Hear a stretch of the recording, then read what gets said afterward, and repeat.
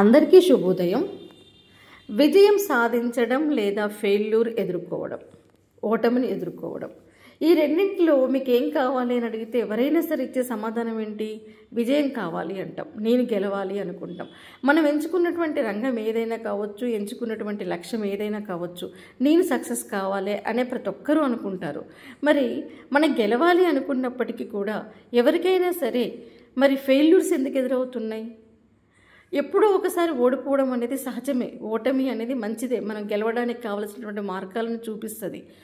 అయితే ఓడినప్పుడు దాని నుంచి పాఠాన్ని నేర్చుకొని దాన్ని నెక్స్ట్ విజయానికి సోపానంగా మార్చుకుంటే నష్టం లేదు. కానీ ప్రతిసారి ఓడిపోతూనే ఉంటే మనలో మనం మార్చుకోవాల్సినవి చాలా ఉన్నాయి అని గ్రహించాలి. అసలు ఎవరికైనా సరే ఎందుకు ఓటమి ఎదురవుతుంది అంటే ఆ ప్రధాన కారణాలు కొన్ని ఉంటాయి.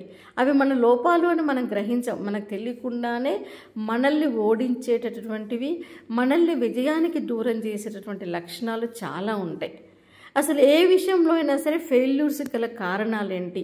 మీరు ఎంచుకున్నటువంటి ఏ రంగమైనా కావచ్చు, కాంపిటేటివ్ ఎగ్జామ్స్ కావచ్చు, ఇంకేదైనా సరే, ఎవరికైనా సరే ప్రధాన కారణం ఏంటి అంటే మనం ఫెయిల్యూర్ కావడానికి పనిని వాయిదా వేయడం. నిజంగా అండి, ఇది నేను కూడా ఫేస్ చేశాను. మనం ఏ పనైనా సరే, ఏదైనా సరే అనుకున్న టైంకి చేసినప్పుడు వచ్చేటువంటి ప్రతిఫలం చాలా ఆశాజనకంగా ఉంటుంది.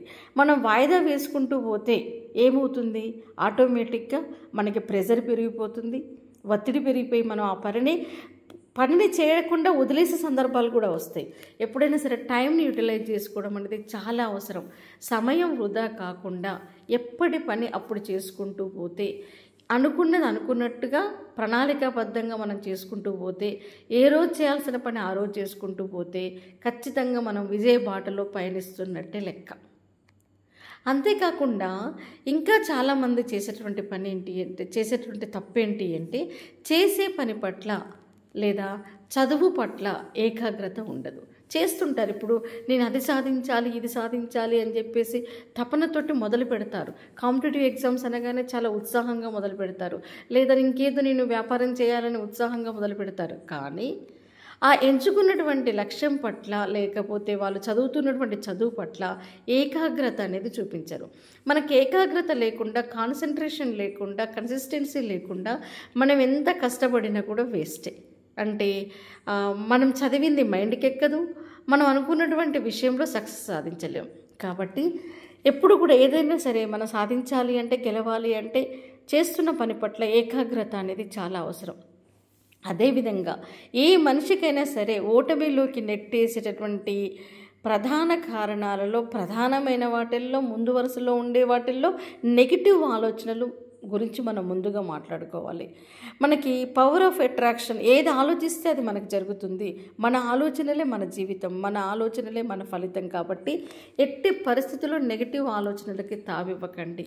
నేను సాధించగలను, నేను ఛేదించగలను, నాకు మంచే జరుగుతుంది, అందరిలో మంచిని చూస్తూ అన్నిటినీ అర్థం చేసుకుంటూ అవలోకనం చేసుకుంటూ ముందుకెళ్తే ఖచ్చితంగా మనం సాధించగలం.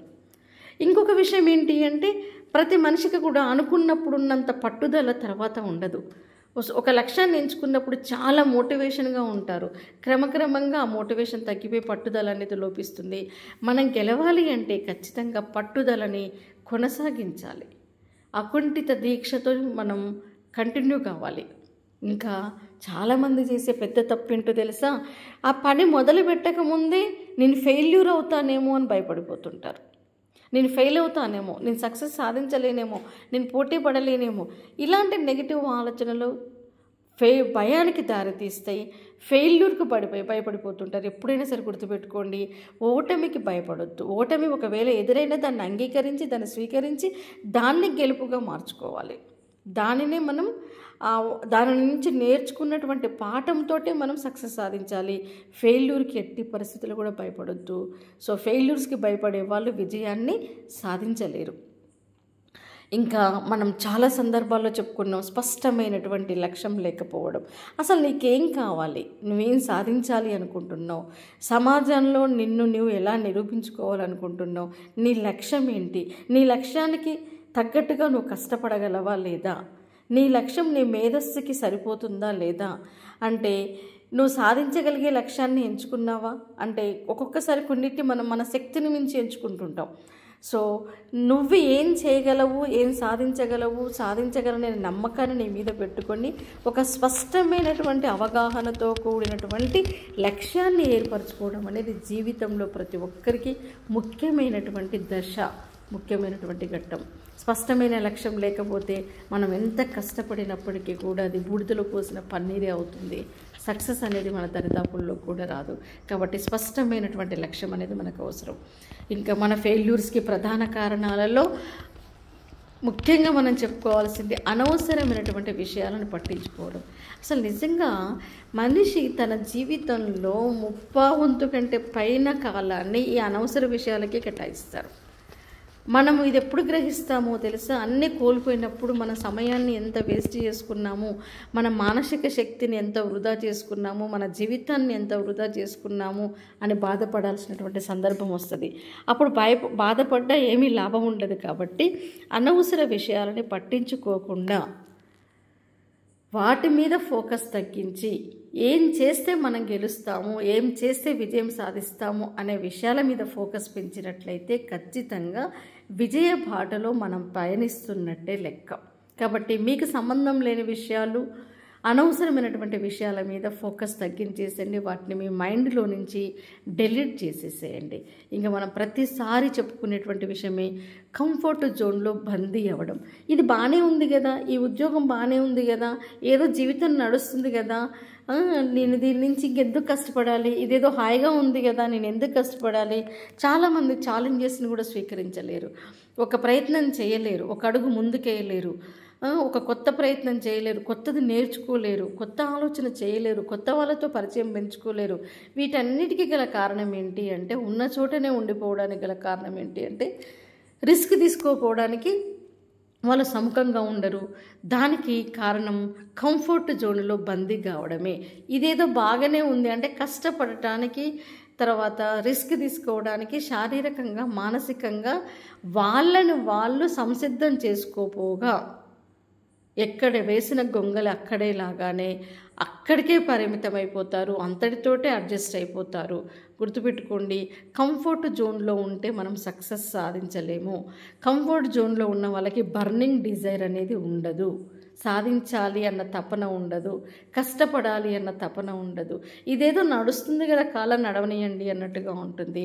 అలా ఉన్నవాళ్ళు ఎప్పుడు కూడా, కంఫర్ట్ జోన్స్కి బందీ అయినటువంటి వాళ్ళు ఎప్పుడు కూడా సక్సెస్ని అందుకోలేరు. ఇది నిజం. మనం ఏదైనా సాధించాలి అంటే మనలో ఉన్నటువంటి మన లోపాలని మనం సరిదిద్దుకోవాలి. ఇప్పుడు మనం చెప్పుకున్నటువంటి లోపాలే. కొంతమందికి టైం వేస్ట్ చేస్తుంటారు, కొంతమంది వాయిదా వేస్తుంటారు, కొంతమంది అనవసరమైనటువంటి విషయాలను ఆలోచిస్తుంటారు, కొంతమంది వాళ్ళు ఏం చేస్తున్నారో వాళ్ళకు స్పష్టమైనటువంటి క్లారిటీ ఉండదు, అవగాహన ఉండదు. సో తర్వాత మనస్సుని స్థిరంగా ఉంచుకోలేరు. కొంతమంది మనసుని ఎప్పుడు కూడా అంటే పుస్తకం పట్టుకొని చదువుతుంటారు, పరిపరి విధాలుగా మనసు వెళ్ళిపోతూనే ఉంటుంది. శరీరం మాత్రమే తన దగ్గర ఉంటుంది, ఆలోచనలు మాత్రం ఎక్కడికి వెళ్ళిపోతాయి. ఇంకా కొంతమంది ఉంటారు, ఈ క్షణాన్ని ఇది నా లక్ష్యం అంటారు, మళ్ళీ 2 రోజులకు పోయినాక ఇంకొకటి నా లక్ష్యం అంటారు, ఇంకొక 10 రోజులు గడిచిపోయిన తర్వాత ఎవరో ఫ్రెండ్స్ ఇంకేదో చదువుతున్నారని అది నా లక్ష్యం అంటారు. అంటే వాళ్ళకి ఏం కావాలి అనే విషయం పట్ల వాళ్ళ మనసు స్థిరంగా ఉండదు, ప్రతిసారి ఫ్లక్చువేట్ అవుతూనే ఉంటుంది. సో అలా కనుక ఉన్నట్లయితే మనసుని స్థిరంగా ఉంచుకోలేకపోతే మన జీవితకాలంలో ఉప్పావంతు జీవితం గడిచేదాకా మనం ఏం చేస్తున్నామో మనకే అర్థం కాదు. మనసు పరిపరి విధాల పయనిస్తున్నప్పుడు నువ్వు ఏకాగ్రత సాధించలేవు, కాన్సన్ట్రేషన్ చేయలేవు. కాబట్టి ఏ విషయమైనా కావచ్చు, ముందుగా మన మనసుని ట్యూన్ చేసుకోవాలి, దాన్ని స్థిరంగా ఉంచుకోవడానికి మనం ప్రయత్నించాలి. అలా కాకపోతే మనం ఖచ్చితంగా ఫెయిల్యూర్స్ని ఎదుర్కోవాల్సి వస్తుంది.